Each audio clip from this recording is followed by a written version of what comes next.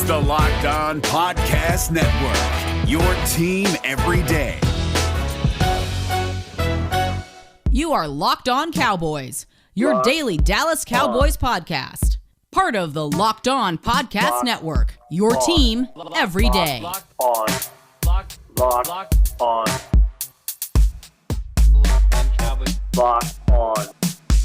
Cowboys.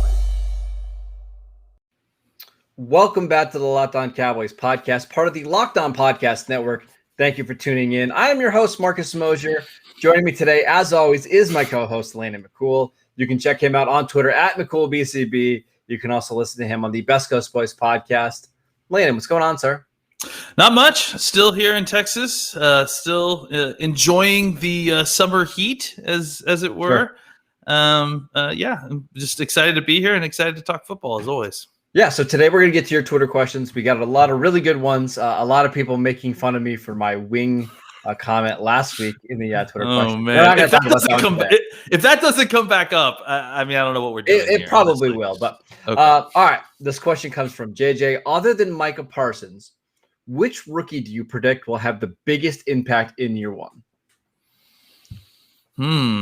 Well, I think obviously the hopeful answer is Kelvin Joseph, right? The hopeful answer that's what you hope happens. Yeah, that's what you hope, right? Is that he comes in and is able to kind of, at the very least, eventually wrangle that cornerback 2 spot. Either a couple of weeks into the season, or at the least midseason, you'd hope, right? So that's kind of the easy answer. Or at least the hopeful answer. Can I tell you who I hope it's not? I hope it's not like Josh Ball, right? Yeah, that would be good, bad, right? That would just be a bad indication of things, right? For sure. I think the most realistic is probably Chauncey Golston, because I think that's fair. After Randy Gregory and DeMarcus Lawrence, there's just not a lot there. And I thought about Osa Odigizua, but he actually, I feel like, has more competition for snaps than what Golston has, right? Like, he's got Gallimore and Tristan Hill ahead of him at the 3 technique spot. I think Golston could come in and play 30% of the snaps on defense, maybe. Well, the other thing too is that, we talked about this being a possibility, but it really does sound like they're leaning into the idea of him getting defensive tackle snaps as well. Sure. Snacks as well. I think he, clearly shown that means that he's going to get more opportunity, because if he's getting opportunities to play in base defensive end situations and then getting kicked inside and pass rushing downs, he's part of that kind of rotation of guys that they have in the middle. There's going to be a lot more opportunity for him, especially maybe early on as compared to someone like Joseph, who, once you become a starting cornerback, you play a ton more snaps than defensive linemen. Yeah. But I wouldn't be surprised if early on, while they were kind of working Joseph in, if Golston wasn't getting a lot more snaps, just because he could be moved around and played in different spots and be very useful to. I think part of the appeal for Golston for the Cowboys too was, I think this is like a pro-ready player, right? Somebody who can step right in, probably doesn't have the same ceiling as other defensive ends that were picked around him or other guys that they selected. But the appeal is, hey, he plays hard. He works really hard. He can come in and give us good rotation. Smart. He'll learn quickly. Right? He was a fifth-year player at Iowa, went to the Senior Bowl. I just think it's pretty likely that he has a significant role this year. Yeah, I do too. I think that's a good choice for sure. Like I said, Joseph is who you hope, because he's your second-round pick and you needed help at corner. But I think if you're being realistic about, guys with opportunities and where their kind of floor and where they are in their career versus what the Cowboys' needs are, I think Golston is a very obvious answer, just because of the mix of all those things. All right, this next one comes from @arguing_. Cowboys, are we hearing so many good things about Nahshon Wright because it's peak? Look at this guy in the practice field season, or do you think he can actually win and be active on the game day roster this season? I think that's what we have to still determine, right? And that's kind of more the training camp part of this answer, right? Is that I think you're certainly right to be sus of what we've been hearing, in training camp, mini camp, because what's the circumstance around that, right? Like, I mean, he's playing in shorts. They may be playing in shells, but it's not full speed contact. I think a lot of the reasons that we're hearing a lot about Nahshon Wright is because we didn't hear a lot about him pre draft. We didn't know a lot about him. So really any information kind of really is desired because a lot of Cowboys fans have no information here, right? And I think you throw in the fact that because no one knew who he was, that there's a huge amount of drive by people that think that it was a reach to kind of get information there, and the people that want to believe that it's good to get information there. I think that there's a lot of demand for Nahshon Wright information. And that kind of helped. And then on top of that, because of that demand that was probably built into going into minicamp and training camp, right, he on top of that was making plays. So he became a very easy person to write about because obviously with these training camp reports that we get, they always talk Zeke looks good or Cooper looks, what I'm saying? Like it's the same cast of characters. So when you get a new guy out there who's actually doing something in practice, there's going to be a tendency to kind of rave and rant about it. So I think it's great start. It's fantastic to hear for him. I think he has the tools to potentially and he's in the experience to take some snaps this year, to be on the field a little bit this year. I think training camp's going to dictate just how much we think he will be able to step in right away and help. I don't imagine him like.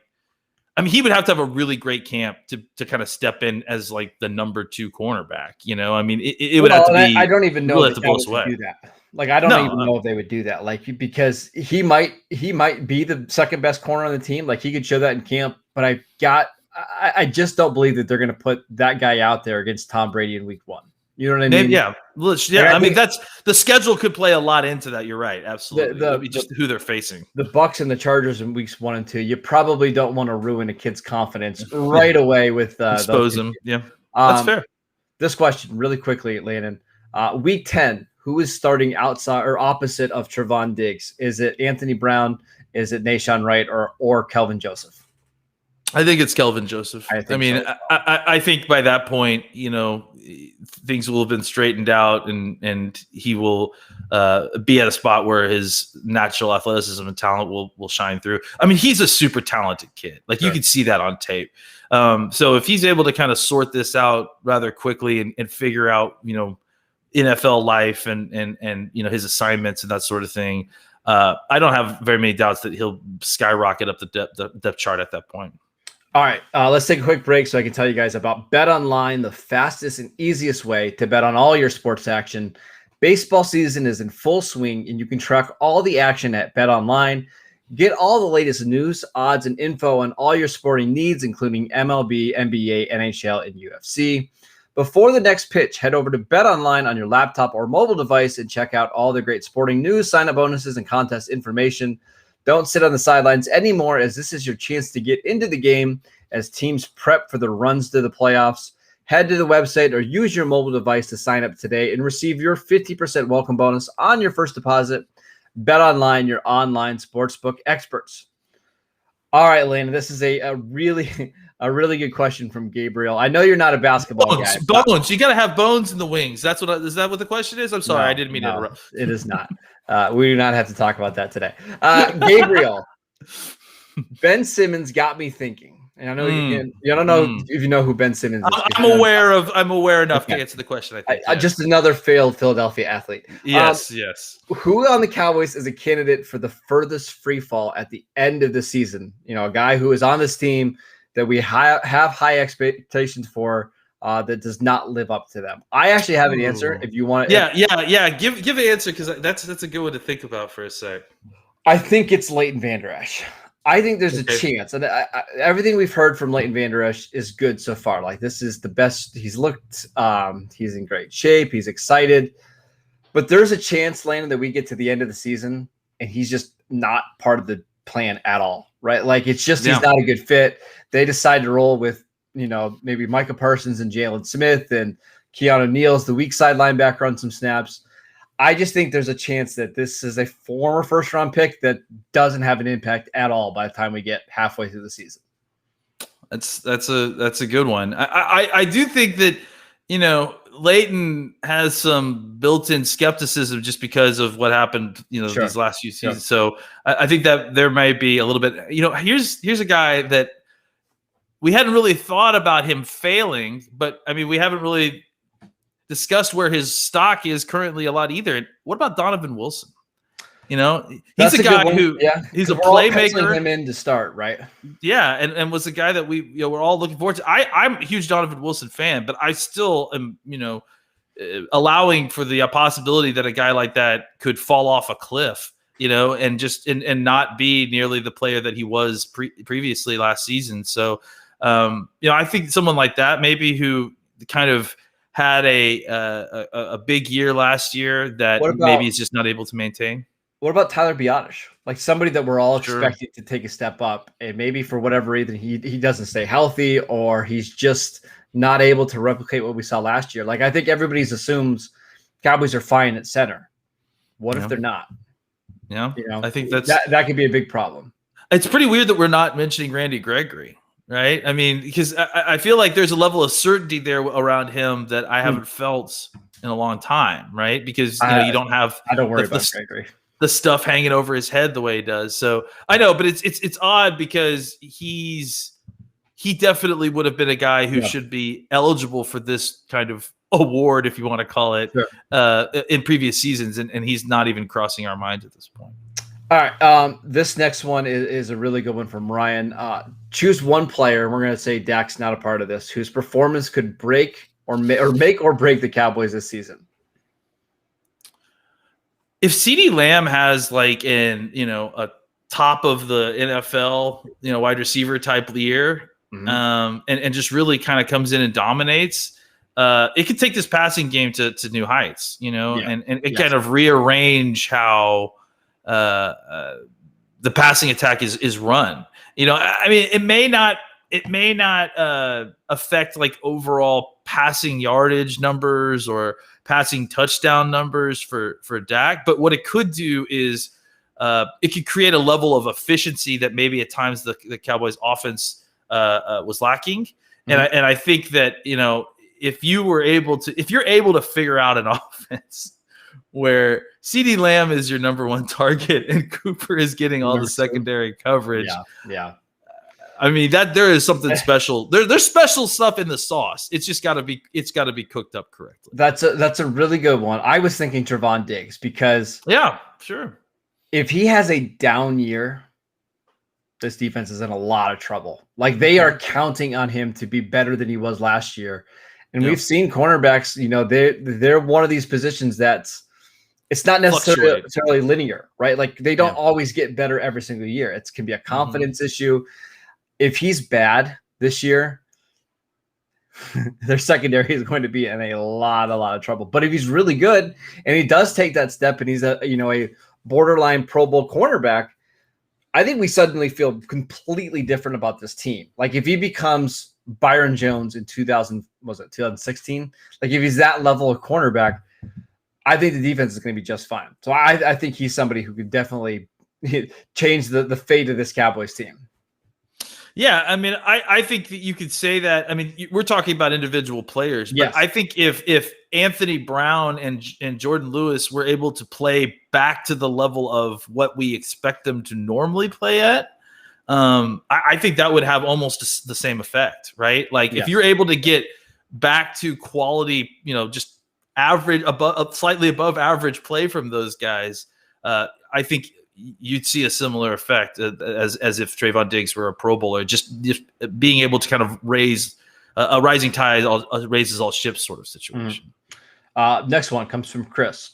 What are the least important positions on offense and defense? This is a very good general question. I'm curious to hear your answer. Yeah, if you say fullback, we're going to end this podcast.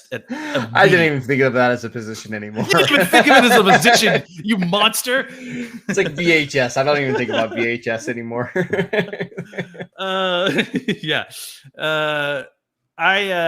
So the least important positions on offense and defense. I mean, important, right? It's like individual value is we're placing on these positions. I mean, I still have to say the same answers. I think just based on value, right? It's like a run stuffing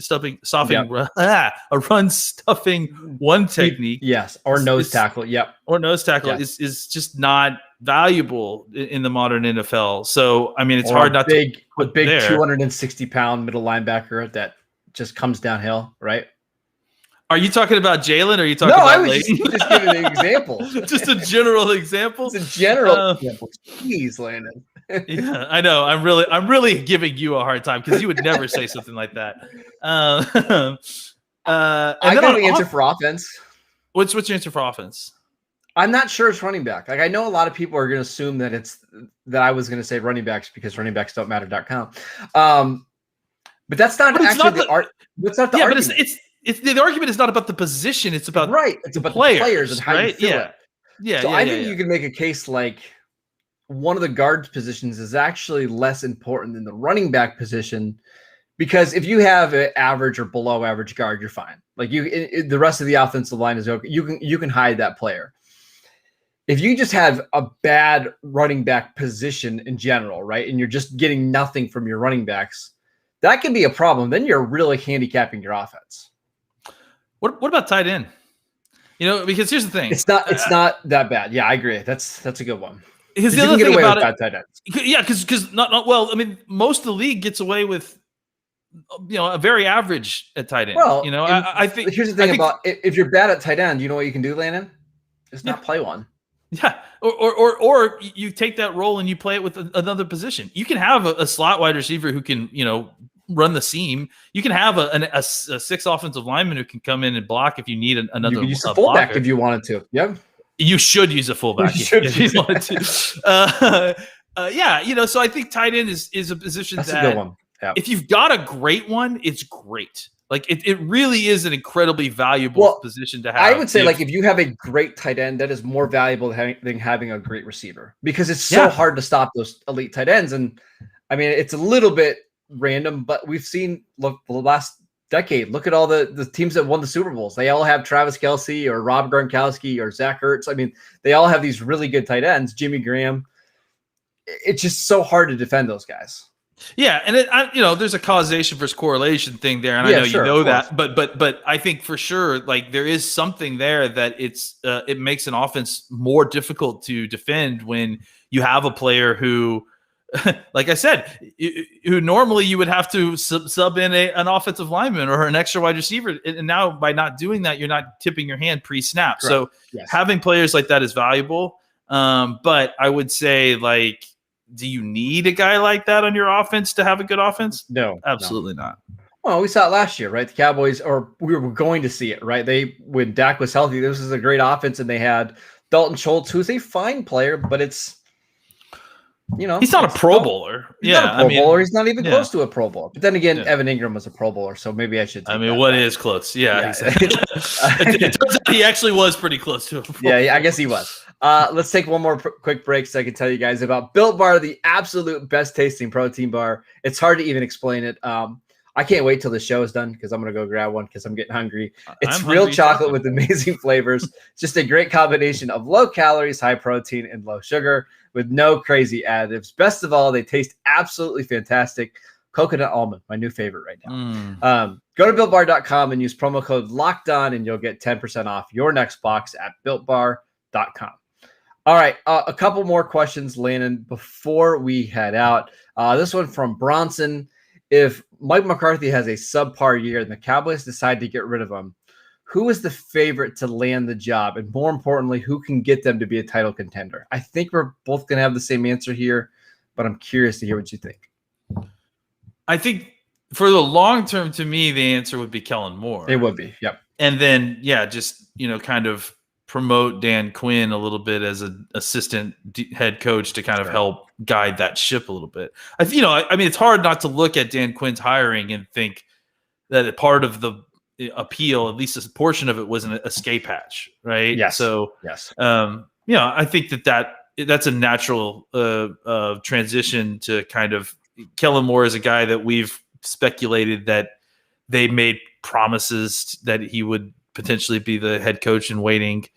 So it kind of makes sense that he would be the next We haven't guy. heard that, but it makes we haven't heard that directly. But yeah. I mean, when you read between the lines and the way the whole thing with Boise kind of rolled out, like it just seems like, hey, he got a really great offer from Boise. He was ready to go, and then Jerry, did the Jerry thing. Yeah. So that's what it feels like. If Mike McCarthy's gone, somebody would have to absolutely blow them away for them not to hire Kellen Moore, because the front office loves Kellen. I think he's really good. He's really smart. I think the Cowboys do like the appeal of trying to get a coach that will be here for the long term, right? Not somebody who is a 2 or 3 or 4 year guy. They want somebody to be here for the next decade, like Jason Garrett. That's why they gave Jason Garrett so many opportunities, because they wanted it to work out. But I think Kellen Moore is the easy choice. Anybody else that you think makes sense or would be a consideration? If they don't go with Kellen Moore, honestly, I imagine them doing a rather large coaching search. I mean, I just think that's when I think they go for the big name college guy. Yeah. That's when you start looking at Lincoln Riley, right? Potentially. Yeah. Potentially. Last question before we head out. I think about 17 people asked us this one today. I'm not allowed to answer this apparently, but is Eli Manning a Hall of Famer? No. Yeah, that's good. I agree. You should turn into the Locked On Giants podcast, I believe on Thursday, for a heated debate on whether Eli Manning is a Hall of Fame quarterback. By the way, Landon, I don't know if you saw this chart yesterday. I just, for no reason at all, I posted this chart from every quarterback since 2004 with at least 2,000 passing attempts. And sorted by yards per attempt. Do you know who has the most yards per attempt ever since 2004? Is it Romo? It's Romo. Guess who's number 6? It'd be Dak. Guess who's not in the side of the top 30? Yeah, yours truly, Eli Manning. Yours truly. Wait, you're on the list? Wow, that's crazy. Eli's 30 on the list? He's right next to other really accomplished NFL quarterbacks such as Josh McCown, Nick Foles, Case Keenum, Ryan Fitzpatrick, David Garrard, Andy Dalton. All right, before we go, tell them the other thing that you told me before we got on the show about Eli that I still can't believe is true. Do you remember? I'm pretty sure. I could double check it right now. But Eli Manning has 2 Super Bowl wins, right? You cannot take that away from him. But it's important to remember that he played since 2004, right? Mm-hmm. And I believe he only made the playoffs twice. So both times he made the playoffs, he won the Super Bowl, and he played in 12 seasons, and he only was in the playoffs twice. So all right, I got it right here. So 2005 they made the playoffs, but I believe he was a backup then. I don't think he started. Oh no, he did. He threw 3 interceptions that year. He had one game and he threw 3 interceptions. Good job, Eli. 2007 they made the playoffs. They won it. 2011 they made the playoffs and they won it. 2016, they made the playoffs. They lost in the wild card round. He completed 50% of his passes. He threw an interception. Played absolutely awful. So I guess it was 4 times, but only 3 times. But maybe we should just go ahead and do him the favor and forget those other 2 times. He's not good. Right. I don't know what people want me to. I mean, I know there's a section of Giants fans that absolutely love him. But listen, if the goal is you win 2 Super Bowls and the rest of your career is irrelevant and you get into the Hall of Fame, then does every player that was on the Giants from 2007 and 2011 deserve to be in the Hall of Fame? Does Brandon Jacobs deserve to be in the Hall of Fame? Here's the problem, right? And we should not go on this too long, but the argument is always being said as, can you tell the story, the history of the NFL without this?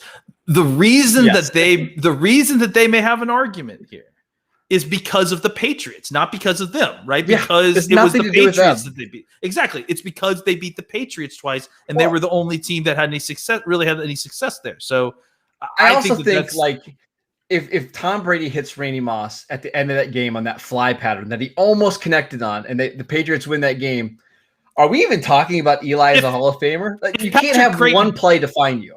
If Patrick Creighton catches the ball, I mean, we could cut this off at the head if you wanted to go all the way back and just swap out Romo if we could.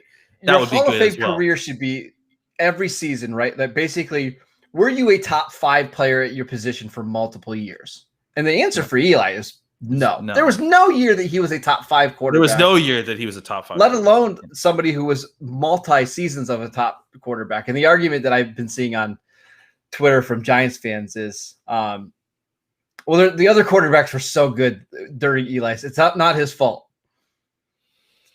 Okay. I mean, that's what not to me either. Yeah. It's like, okay, that's part of being a Hall of Fame is being the best among your peers. If you're not, it's also part of competition from what I understand too. Yeah. Yeah. So I'm getting fired up already talking about this just because I think honestly, here's the problem. Eli gets so much praise and Romo got crapped on his entire career. That's the problem. And there's no question who is the better quarterback. Yeah. Especially now, we all look back and none of us would question it. And it's like, it's so frustrating to have gone through that and have been through the Romo and Eli wars. And now everyone just on the other side of it says that Romo is better. And it's like, where were all you guys didn't do that at the time 5 years ago. Yeah. I remember when Romo, even like 2007, 2008, it was almost like a joke that he was on the field and he was treated by like as a joke by some people, and then other people treated him like he was the number 1 pick in the draft, and he got ridiculous criticism. Yeah, deep breaths. This I could go on and on. It's over. It's over now, so it doesn't matter. It's over. It's over. That is it for today's show. Thank you guys for tuning in. As always, you can download the show on Apple Podcasts, Spotify, wherever you get your podcasts. You can follow Lane at McCoolBCB. I'm at Marcus_Mosier. We're going to do our tight end preview sometime this week.